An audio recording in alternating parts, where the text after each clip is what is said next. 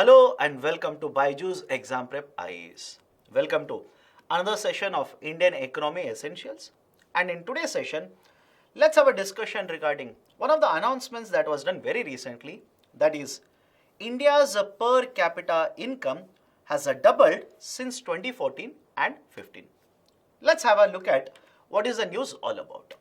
First and foremost, whenever you come across the term per capita, simply it is per person. And per capita simply means per person. You will come across per capita in multiple contexts. Do not be confused. Point number 2. You can calculate per capita using the GDP data that is published quarter-wise in India. Now, is it that only for GDP we can publish the per capita? Absolutely no.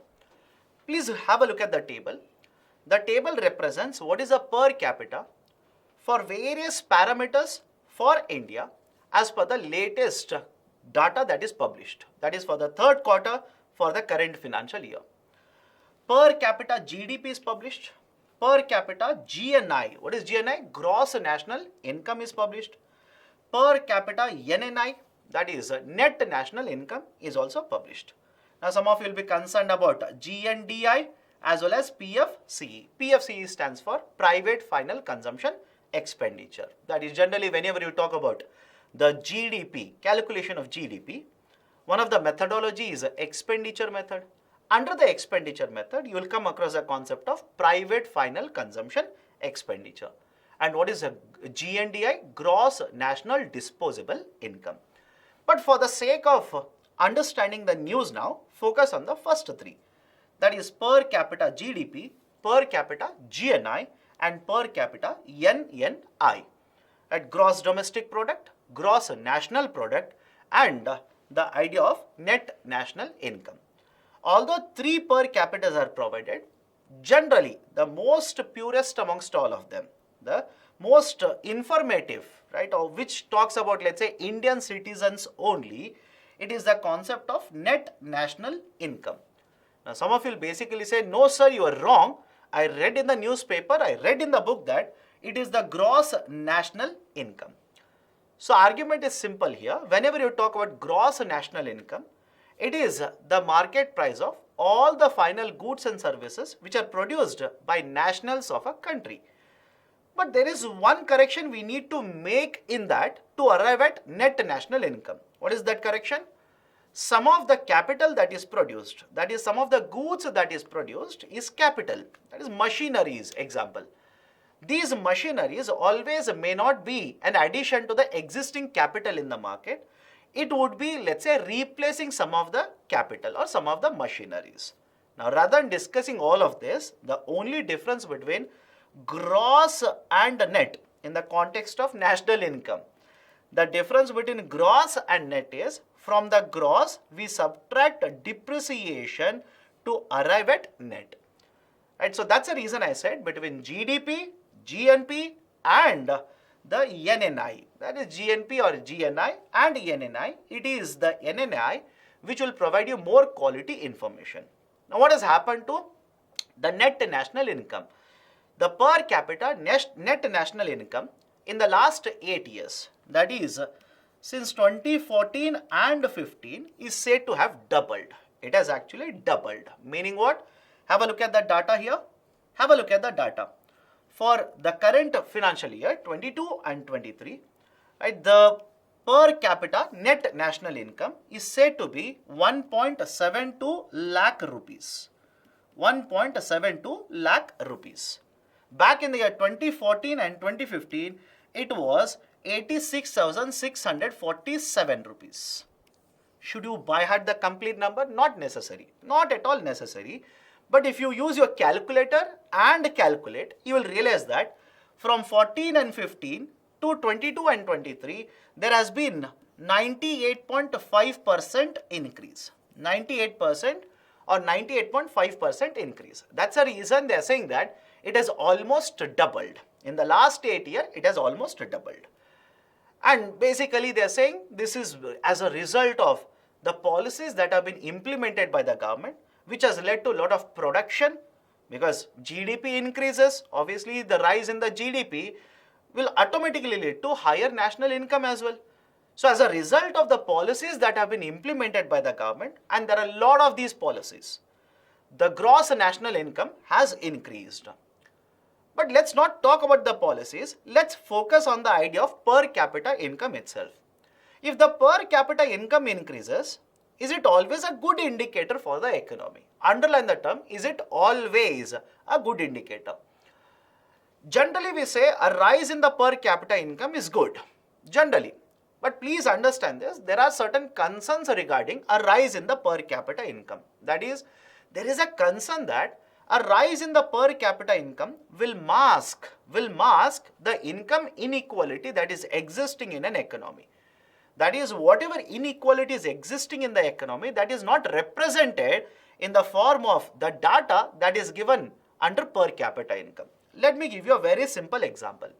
Imagine there are three people. I'll take a simple number here. Imagine there are three people, A, B and C. A is earning 200, B is earning 300 and C is earning, let's say, 1500 rupees. So total income earned by all the three people will be how much? It will be 2000 rupees.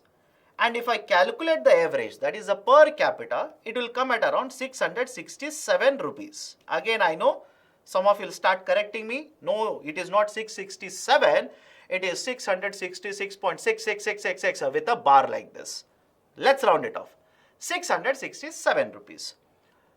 But tell me, does the number 667 rupees provide you any information regarding what is the income inequality in the system here? Let me give you another example. What if A loses the job? The A's income will fall down to, let's say, 0 rupees, not even 100, 0 rupees. B's, right, let's say increment will be provided. It will increase to 400. And C will earn a huge amount of income now, right? Promotion will be given, or let's say he is the owner of a company.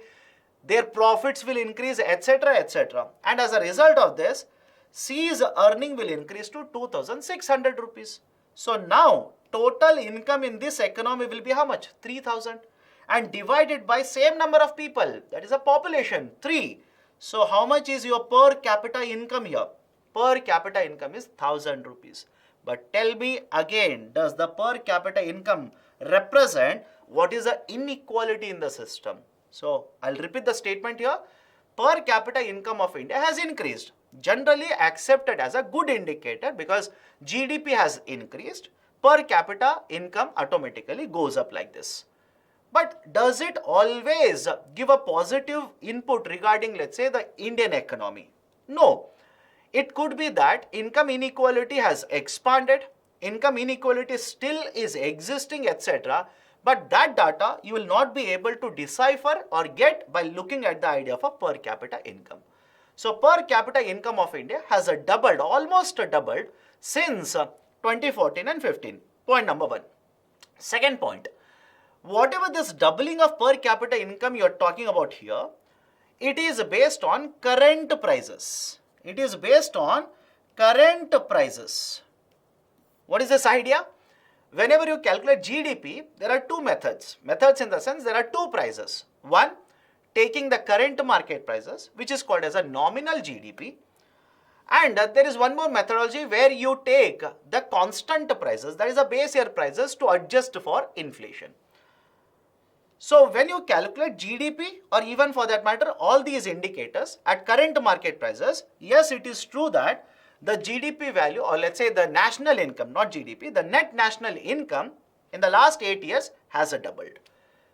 But don't you think rather than only looking at the current market prices, a better indicator will be looking at constant prices? That's the reason there's a second part in the table. Many of you will be looking at the data and getting confused. Sir, in the first part of the table, the data is different. And second part of the table, the data is again different. Why? What is the reason? Reason is simple. The first part of the data or first part of the table is taking the current market prices. And based on that, yes, net national income has almost doubled. But what if I adjust for inflation? What if I basically adjust it for inflation?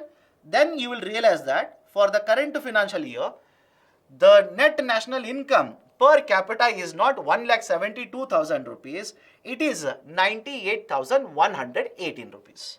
It is 98,000 odd rupees. Right? So it simply means after accounting for inflation, there's a huge decline, huge drop in the per capita net national income. Second point. Third very important point. Since 2014 and 15, it has doubled, almost doubled. Right? Is it sufficient to come to a conclusion as to what has happened to per capita national income? Of course no. Let's try and understand what has happened 8 years before that. In fact, understand this, various experts have stated it has almost doubled. Agreed, it has almost doubled. But if you look at 8 years preceding 14 and 15, that is 8 years before 14 and 15, ending in 14 and 15, that is 2006 onwards. If you look at what has happened to per capita income, the rise is much higher. The rise is much higher. For example, before 2014 and 15, 8 years before that, for 2006 and 7, the per capita net national income was somewhere around 33,717 rupees. 33,717 rupees. And from this, thereafter in the next 8 years, has more than doubled to 86,647 rupees. And thereafter in the next 8 years, has almost doubled to 1.72 lakh rupees.